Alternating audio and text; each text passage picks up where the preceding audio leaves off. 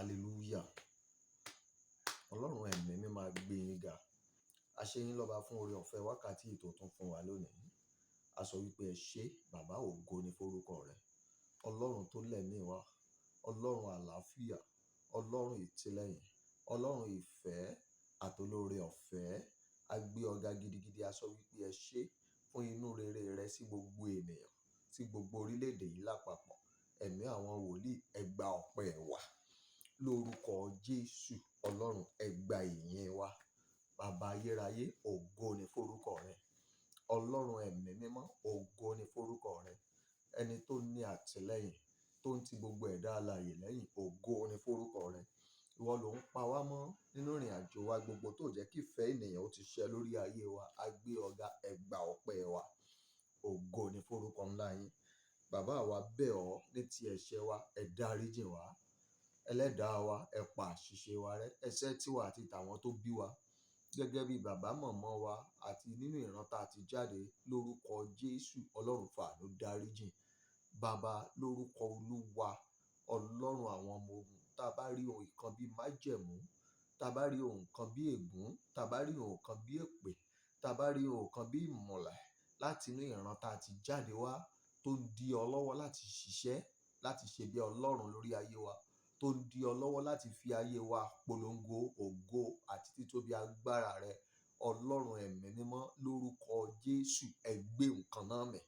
Májẹ̀mú ni Ọlọ́run ẹ̀mí mímọ́, fi májẹ̀mú ẹ̀jẹ̀ Jésù fi gbé mì.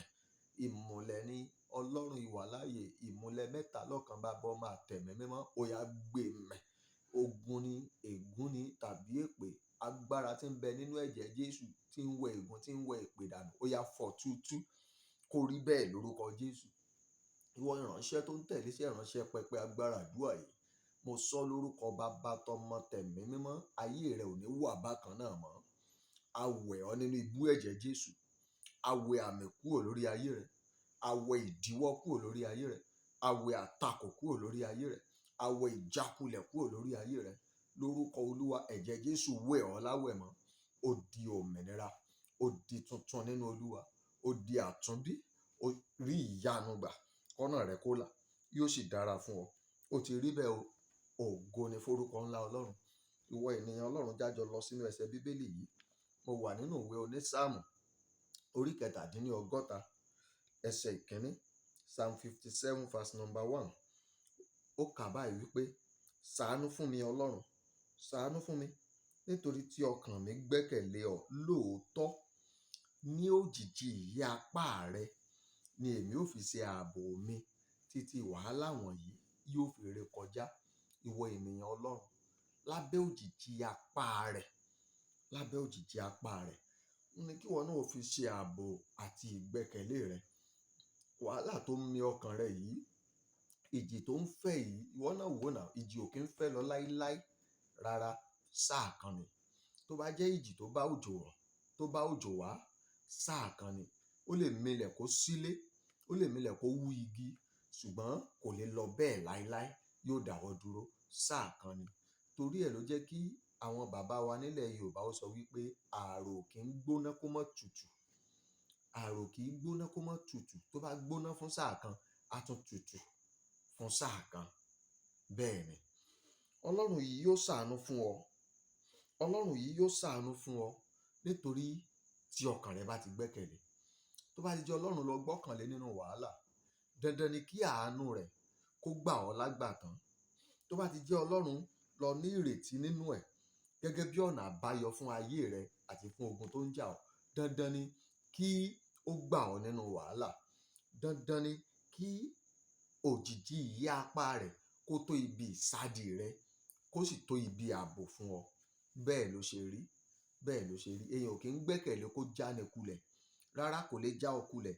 Ìwọ sáà gbẹ́kẹ̀lé kó sì sinmi lé. Òjìji ìyẹ́ apá rẹ̀ ó tó fún ọ gẹ́gẹ́ bí ibi ààbò.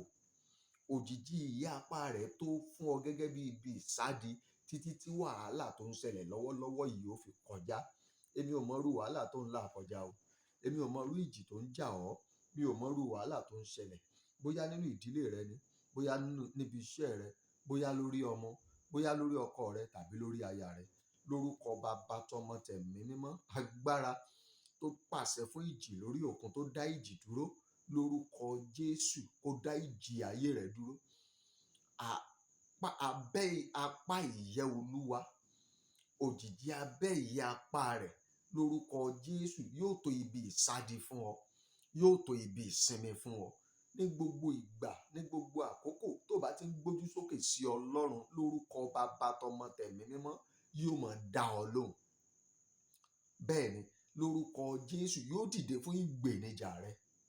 Àtiwọ́, àtọmọ, àtaya, àtọkọ, lórúkọ Olúwa, àti iṣẹ́ rẹ, àti gbogbo ọkàn afẹ́nifẹ́re tó yí ọ ká, lórúkọ Jésù, Ọlọ́run yóò jẹ́ ààbò fún ayé yín, yóò jẹ́ agbára fún yín, yóò sì jẹ́ ibi ìsádi yín.